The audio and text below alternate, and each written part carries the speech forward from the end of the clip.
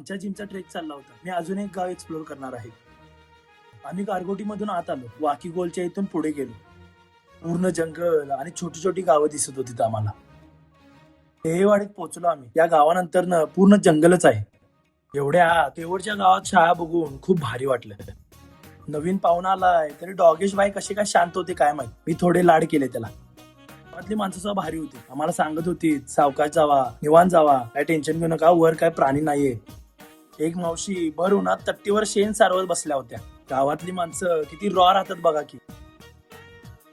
एक क्यूट मुलगी एवढी लहान असताना सुद्धा आईला मदत करत होती भांडी घासताना.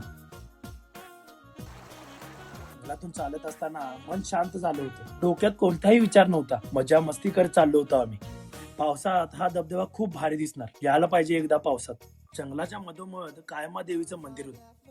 लई वाईट भूक लागली होती. घरात कोण काम करणार नाही, पण इथं सगळीजण काम करत होते.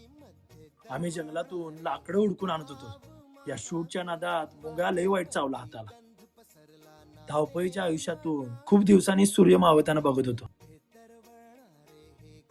संध्याकाळी जंगल भयानक झालं होतं. लय वारं सुटलं होतं. थंडीचा लय वाजत होती. डॉगेश बाई सुद्धा आमच्या कांबरुणामध्ये येऊन झोपले होते. खरं जीवन इथेच आहे. या शांततेत, या हिरवाईत, या साधेपणात मन खरंच रिलॅक्स झालं आणि स्वतःला भेटायलाही मिळालं.